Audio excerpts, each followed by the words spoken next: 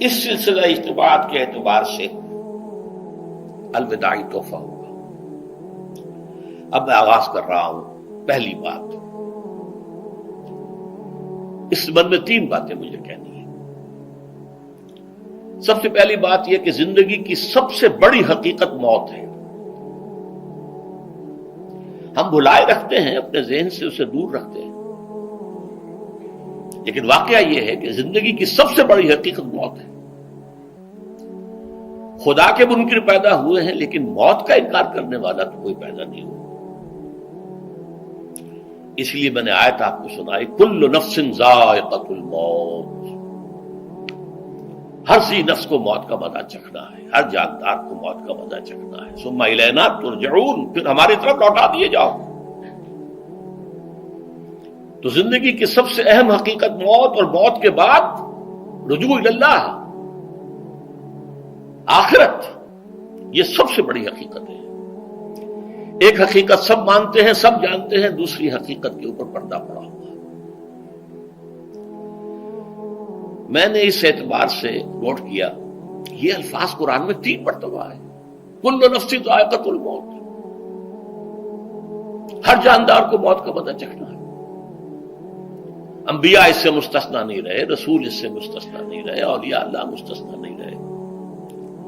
وقتی طور پر استثناء حضرت عیسیٰ کا ہے کہ ابھی وہ زندہ ہیں، لیکن عیسیٰ یاتی علیہ الموت، حضور نے فرمایا عیسیٰ پر بھی موت آئے گی، جب دوبارہ آئیں گے زمین پر اتریں گے، پھر اس کے بعد ان پر موت وارد ہوگی، ان کی نماز جنازہ پڑھی جائے گی، انہیں دفن کیا جائے گا حضور کے پہلو میں، شادی بھی کریں گے، اولاد بھی ہوگی۔ باقی تو یہ ہے کہ کل نفس ذائقۃ الموت، سب کو موت کا مزہ چکھنا ہے۔ عیسیٰ بھی بالآخر اس سے مستثنا نہیں رہیں گے، بلکہ قرآن میں ایک جگہ کہا گیا ہے أَفَإِن مِتَّ فَهُمُ الْخَالِدُونَ، کیا ہے نبی، اگر آپ کا انتقال ہو گیا تو یہ کیا ہمیشہ رہیں گے؟ کون ہے دنیا میں جو ہمیشہ رہے؟ انتقال تو ہونا، آپ کا بھی ہونا ہے۔ إِنَّكَ مَيِّتٌ وَإِنَّهُمْ لَمَيِّتُونَ، یہ تو مختصر ترین الفاظ تھے۔ اس سے آگے بڑھیے، سورہ انبیاء میں فرمایا کل نفس ذائقۃ الموت وَنَبْلُوكُمْ بِالشَّرِّ وَالْخَيْرِ فِتْنَةً وَإِلَيْنَا تُرْجَعُونَ، ہر جاندار کو موت کا مزہ چکھنا ہے، اور اس سے پہلے پہلے ہم تمہیں آزماتے رہیں گے، خیر کے ذریعے بھی، بھلائی دے کر، صحت دے کر، دولت دے کر، اولاد دے کر، شہرت دے کر، اور برائی کے ذریعے سے بھی، تنگ دستی دے کر، بے عزتی دے کر، اہانت دے کر، ذلت دے کر۔ وَإِلَيْنَا تُرْجَعُونَ، اور پھر ہماری طرف لوٹائے جاؤ گے۔ یہ وہ دوسری حقیقت جو میں نے کہا کہ جس پر پردہ پڑا ہوا ہے، بہت بڑا پردہ ہے۔ لوگ یہی سمجھتے ہیں کہ یہی دنیا کی زندگی ہے۔ قرآن کہتا ہے إِنَّ الدَّارَ الْآخِرَةَ لَهِيَ الْحَيَوَانُ لَوْ كَانُوا يَعْلَمُونَ، یہ تو آخرت والی زندگی ہے جو اصل زندگی ہے، کاش کہ انہیں معلوم ہوتا۔ اس سے بھی زیادہ تفصیل سے یہ آل عمران میں آئی آیت، كُلُّ نَفْسٍ ذَائِقَةُ الْمَوْتِ وَإِنَّمَا تُوَفَّوْنَ أُجُورَكُمْ يَوْمَ الْقِيَامَةِ، ہر جاندار کو موت کا مزہ چکھنا ہے، اور پھر تمہیں پورا پورا تمہارا اجر اور بدلہ دے دیا جائے گا قیامت کے دن۔ فَمَنْ زُحْزِحَ عَنِ النَّارِ وَأُدْخِلَ الْجَنَّةَ فَقَدْ فَازَ، جو کوئی آگ سے بچا لیا گیا اور جنت میں داخل کر دیا گیا وہ تو کامیاب ہو گیا۔ اللہم ربنا اجعلنا منہم، اللہم ربنا اجعلنا منہم، اللہم ربنا اجعلنا منہم۔ وَمَا الْحَيَاةُ الدُّنْيَا إِلَّا مَتَاعُ الْغُرُورِ، اور دنیا کی زندگی تو سوائے دھوکے کے سامان کے اور کچھ نہیں ہے۔ دھوکہ کس معنی میں؟ یہ تمہیں اصل زندگی سے غافل کر دیتی ہے۔ تم کہیں سفر پر جا رہے تھے، تمہارا کہیں گھر تھا، تمہیں واپس آنا تھا، تم راستے ہی میں کسی دلچسپی میں ایسے مگن ہوئے کہ گھر بار سب بھول گئے۔ یہ تو تمہارا عارضی سا سفر تھا، تم نے اسی کو اپنی منزل بنا لیا، اپنا ٹھکانہ بنا لیا، تو دھوکہ دیا اس نے تمہیں۔ ویسے دنیا کی زندگی دھوکہ نہیں ہے، بڑی حقیقت ہے، اس لیے کہ حضور نے فرمایا انما الدنیا مزرعۃ الآخرہ، یہ دنیا آخرت کی کھیتی ہے، یہاں بو گے تو وہاں کاٹو گے، یہاں کچھ کمائی کرو گے تو وہاں اس کا بدلہ ملے گا۔ اس اعتبار سے دنیا بہت بڑی حقیقت ہے، ایک ایک لمحہ بہت بڑی قیمتی شے ہے، لیکن اگر یہ دنیا تمہیں آخرت سے غافل کر دے تو اس سے بڑا دھوکے باز ہو کوئی نہیں۔ یہ اصل دجال ہے۔ میں نے تقریباً 60 برس کی عمر کو جب میں پہنچا تھا تو موت کا انتظار شروع کر دیا تھا۔ میرے قریبی احباب کو معلوم ہے، میں کہتا رہا، یہ بھی کہتا رہا کہ بھائی میں اپنے حصے کا کام کر چکا ہوں، جتنی صلاحیت اللہ نے دی تھی، جتنی بھی میرے اندر استعداد تھی، میں اس کو بھرپور طریقے پر استعمال کر چکا ہوں۔ دم واپسی برسرے راہ ہے عزیز و اب اللہ ہی اللہ ہے، یہ میرا معاملہ رہا ہے 60 برس کی عمر سے۔ اس کے بعد اللہ نے مزید 14 برس دیے ہیں۔ یہ نافلۃ لک کے درجے میں میں کہتا ہوں، اس کا اللہ کا عطیہ خصوصی ہے، نفل ہے، ہمیشہ کہتا رہا ہوں۔ مسنون زندگی تو 61 برس ہے ہمارے حساب سے۔ علامہ اقبال کے بارے میں سنا ہے کہ رویا کرتے تھے کہ میری عمر حضور کی عمر سے زیادہ نہ ہو جائے، وہ 6 مہینے کم ہی رہی ہے حضور کی عمر سے۔ جو حضور کی عمر تھی وہی حضرت ابو بکر کی، وہی حضرت عمر کی، وہی حضرت علی کی۔ ہاں، حضرت عثمان 82 برس کے ہوئے ماشاءاللہ۔ پھر یہاں کے مجددین میں سے وہی عمر حضرت شیخ احمد سرہندی کی، وہی شاہ ولی اللہ دہلوی کی۔ ہاں، شیخ عبدالحق محدث دہلوی رحمۃ اللہ علیہ 82 برس کی عمر۔ لیکن یہ میں کہا کرتا تھا مسنون عمر تو 61 برس ہے، جسے ہم 63 کہتے ہیں، وہ اصل میں ہمارے حساب سے 61 بنتا ہے۔ وہ 63 قمری ہے، جو 9 دن کم ہے، قمری سال جو ہے وہ شمسی سال سے۔ بہرحال میں اس وقت سے منتظر تھا، لیکن جو بھی وقت اللہ نے دیا ہے، اللہ کا شکر ہے، وہ مفید کاموں میں لگا ہے۔ ان میں خاص طور پر میں سمجھتا ہوں کہ اللہ کا مجھ پر سب سے بڑا احسان، اور مجھ ہی پر نہیں، بہت بڑے پیمانے پر لوگوں پر جو احسان ہوا ہے، وہ میرا 1998 کا دورہ ترجمہ قرآن ہے جو کراچی میں ہوا تھا۔ 1998 کے مارچ میں میرا بڑا آپریشن ہوا، دونوں گھٹنے تبدیل کیے گئے، لیکن 98 کے آخر میں، حالانکہ میں چل نہیں سکتا تھا، کراچی میں مسجد جو ہے اونچی ہے، دوسری منزل پر ہے، تو خاص ریمپ بنایا گیا جس کے ذریعے میں ویل چیئر پر مجھے لے جایا جاتا تھا۔ میں نے درس دیا۔ اس درس کی گزشتہ چند سالوں سے پوری دنیا میں جو گونج ہوئی ہے اللہ کے فضل و کرم سے، اللہ کا کوئی حکمت خداوندی اس کے ساتھ وابستہ ہے۔ اس میں میرے کسی کام کو دخل نہیں ہے، میری کسی کوشش کو دخل نہیں ہے۔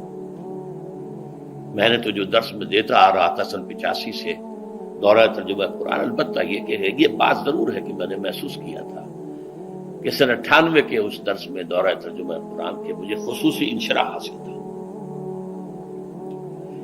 میری ساری گفتگو کا حاصل کیا ہے؟ دیکھیے، نظریاتی تحریکوں کا تعلق اشخاص سے نہیں ہوتا، ٹھیک ہے، کوئی اس کا داعی ہوتا ہے، کوئی اس کا مؤسس ہو جاتا ہے، کوئی اس کا آغاز کرنے والا ہوتا ہے، لیکن نظریاتی تحریک افراد سے وابستہ نہیں ہوتی۔ افراد آتے چلے جاتے ہیں اپنا اپنا حصے کا کام کر کے، جس کو جتنا مقدر ہے، جتنی اللہ تعالیٰ کی طرف سے توفیق ہے، وہ اپنا کام کرے گا، چلا جائے گا۔ یہ چمن یوں ہی رہے گا اور ہزاروں جانور اپنی اپنی بولیاں سے بول کر ہو جائیں گے۔ مبارک ہیں وہ لوگ جنہیں قرآن کی بولی بولنا نصیب ہو جائے۔ وَإِنْ يَحْسَبُ أَنِّي مِنْهُمْ، مجھے گمان ہے، اللہ کا فضل ہے کہ میں ان میں سے ہوں، میں نے قرآن کی بولی بولی ہے، اور قرآن مجید کو جیسا کہ وہ ہے، ایز اٹ از، اپنے کو مذمومہ خیالات، اپنے کوئی ذہن سے زائدہ نظریات کو میں نے اس میں دخل نہیں دیا، جسے انگریزی میں آپ آبجیکٹیولی کہتے ہیں، خالص معروضی طور پر قرآن کو پڑھا ہے، قرآن کو قرآن سے سمجھائے، یا پھر سیرت رسول سے سمجھائے۔ میں لفظ سنت کی بجائے سیرت استعمال کر رہا ہوں۔ قرآن مجسم حضور تھے صلی اللہ علیہ وسلم، اور حضور کی سیرت اور حیات جو ہے وہ قرآن مجید کی اصل تفسیر ہے۔ یہ حقیقت بھی بہت کم لوگوں کے علم ہے۔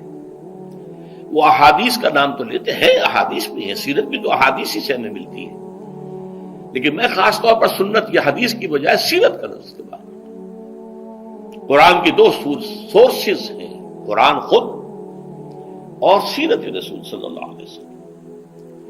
بہرحال انشاءاللہ العزیز یہ کام بڑھے گا، چلے گا، یہ میں ابھی بعد میں عرض کروں گا۔ دوسری بات جو میں نے آیت پڑھی آپ کو، وَمَن نُعَمِّرْهُ نُنَكِّسُ فِي الْخَلْقِ أَفَلَا يَعْقِلُونَ، بہت بڑی حقیقت زندگی کی یہ بھی ہے، جس کی ہم عمر زیادہ کر دیتے ہیں اس کی خلقی صلاحیتوں میں کمی کر دیتے ہیں۔ موٹی بات ہے، بڑھاپا آئے گا، ہمیشہ کی مانی ہوئی بات ہے۔ اگرچہ جوانی میں آدمی بڑھاپے کا تصور نہیں کرتا، لیکن بڑھاپا آنا ہے، یہ بھی ایک حقیقت ہے موت کی طرح۔ غالب نے کہا تھا مزمحل ہو گئے قوائے غالب، اب عناصر میں اعتدال کہاں۔ ایک صاحب نے مجھے شعر سنایا تھا، ابراہیم صاحب تھے ٹونک کے رہنے والے، ذوف پیری بڑھ گیا جوش جوانی گھٹ گیا، اب عصا بنوائیے نخلے تمنا کاٹ کر۔ یہ تمنائیں جو ہیں طول العمر، انہیں کاٹو، اب گئی جوانی، امنگوں والا دور گیا، اور یہ جو تمناؤں کا پودا ہے اس میں سے لکڑی لے کر عصائے پیری بنوا لیجیے۔ اب بڑھاپے کے لیے ایک عصا درکار ہے۔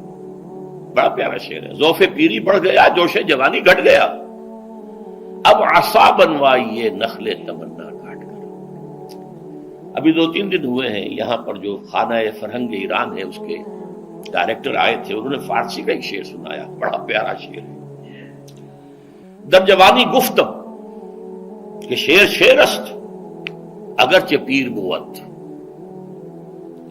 جوانی میں یہ کہا کرتا تھا کہ شعر تو شعر ہی ہوتا ہے، چاہے بوڑھا ہو جائے، بوڑھے ہونے سے اس میں کیا فرق واقع ہو جائے، شعر شعر است گرچہ پیر بود۔ چوں میں پیری رسیدم، جب میں خود پیری اور بڑھاپے کو پہنچ گیا، دیدم تو مجھے یہ بات نظر آئی کہ پیر پیر است گرچہ شعر بود، بوڑھا بوڑھا ہی ہوتا ہے چاہے وہ شعر ہی کیوں نہ ہو۔ تو یہ بڑھاپا جو ہے یہ زندگی کی دوسری بڑی حقیقت ہے۔ اس کا ایک اثر تو سب کو معلوم ہے، قوائے غالب جو میں نے کہا، بڑھاپے کا عام نتیجہ جسمانی ضعف، سب جانتے ہیں، لیکن مجھ پر اور کچھ اور لوگوں پر بھی خاص طور پر اس کا جو ایک اثر ہوتا ہے، یہ مجھ پر ہوا ہے، وہ ہے یادداشت کی کمزوری۔ اور یہ میں کئی سال سے محسوس کر رہا ہوں، میری پرانی یادداشت بڑی مضبوط ہے، قوی ہے، اس میں کہیں کوئی کمی نہیں ہے، لیکن ریسنٹ پاسٹ کی چیزیں جو ہے، پچھلے 5-6 سال کے واقعات مجھے یاد نہیں رہتے، اشخاص سے ملا ہوں اور دیکھ کے پہچان لیتا ہوں، کئی بار ملاقات ہوئی ہے، نام یاد نہیں آتا، تاریخیں اور اشخاص کے نام کے اعتبار سے تو خاص طور پر کئی سال سے میری جو میموری ہے وہ امپیئرڈ ہے، اور میں محسوس کرتا رہا ہوں کچھ عرصے سے کہ عین تقریر کے دوران محسوس ہوتا بلیک آؤٹ ہو گیا،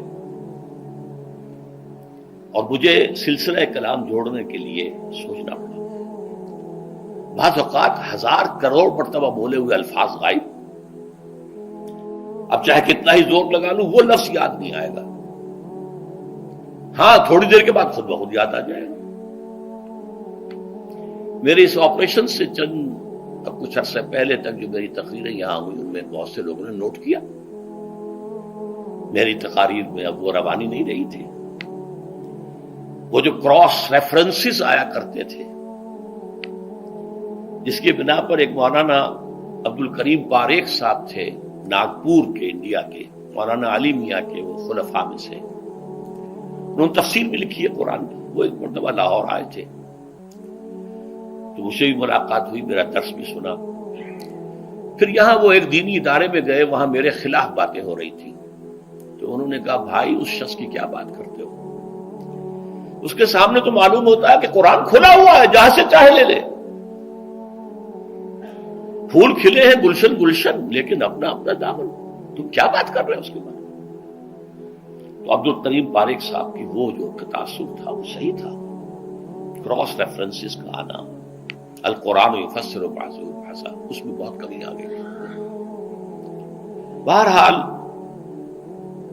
اس کے علاوہ تیسری چیز ہوتی ہے بڑھاپے میں ریزسٹنس کی کمی کی وجہ سے عوارض. بلڈ پریشر کا میں مریض ہوں اور کوئی 25 برس سے ہوں، شوگر کا میں مریض ہوں اور کوئی 5 برس سے ہوں. ایک خاص برس جو مجھ پر آیا ہے آج سے 4 سال پہلے، اس کی ایک تاریخ ہے. یہ جو امراض دماغی کے ماہرین ہیں یہ کہتے ہیں کہ ایک مرض ہے بائی پولر ڈپریشن. انسان میں کبھی تو انشراح ہوتا ہے، ایکٹیویٹی ہوتی ہے، سوچتا ہے اور ایکٹیو کرنے کے لیے، گفتگو کے لیے، بھاگ دوڑ کے لیے طبیعت میں آبادی ہوتی ہے. کبھی وہ بجھ سا جاتا ہے، کبھی وہ حرکت کرنے کو جی نہیں چاہتا، پڑا رہے کسی کونے میں، سو جائے. تو یہ بائی پولر معاملہ کہلاتا ہے، یہ ویو چلتی ہے. اچھا یہ ہے ہر انسان میں، جسے ہم عام طور پر کہتے ہیں موڈ آف ہے بھائی میرا، مجھ سے باتیں کرو. تو یہ موڈ کا آف ہو جانا، آن ہو جانا، یہ عام آدمی میں بھی ہوتا ہے. لیکن جو اللہ کے کسی فضل و کرم سے زیادہ ذہین ہو، زیادہ حساس ہو، ان میں پھر یہ جو ویو ہے یہ زیادہ اونچائی زیادہ نیچائی، زیادہ اونچائی زیادہ نیچائی، اور اس کو پھر ہم کہتے ہیں مرض، بائی پولر. یہ ہمارا خاندانی مرض ہے. والد صاحب کا تھا، بڑے بھائی اظہار احمد صاحب کو ہوا، میری بڑی ہمشیرہ کو ہوا. عام طور پر اس کی عمر ہوتی تھی 3 تجربے مجھے ہیں. والد صاحب کو 13 برس میں نے اٹینڈ کیا ہے اس بیماری میں، سن 52 سے 65 تک جب کہ ان کا انتقال ہوا. تو یہ عام طور پر شروع ہوتا ہے 50 برس کے لگ بھگ. میری عمر جب 50 برس کے لگ بھگ ہوئی تو مجھے کئی مرتبہ محسوس ہوا کہ میری تقریر کے دوران سوئچ آف ہوتا ہے. ایک مرتبہ سن 70 میں میری یادداشت کئی گھنٹوں کے لیے بالکل ضائع ہو گئی. اس کا میں نے تذکرہ کیا ہوا، میری کتاب ہے حساب کم و بیش. جو کیفیت مجھ پر گزری تھی، جس کرب کے عالم میں وہ چند گھنٹے مجھ پر گزرے تھے، میں انہیں الفاظ میں بیان نہیں کر سکتا. آدمی خراب ہے، نہ ابتدا کی خبر ہے نہ انتہا معلوم، کچھ بھی نہیں. میں جب 50 برس کا ہوا اور یہ ایک مرتبہ مجھے جھٹکے لگے مسجد سمن آباد کے اندر، تو میں نے ڈاکٹر رشید چودھری صاحب سے، وہ میرے والد صاحب کے بھی والد رہے تھے، میں نے ان سے کہا کہ یہ ڈینجر زون میں داخل ہو گیا ہوں. ان کا نہیں، آپ کو یہ نہیں ہوگا، اس لیے کہ آپ اللہ کے کتاب کی خدمت کر رہے ہیں.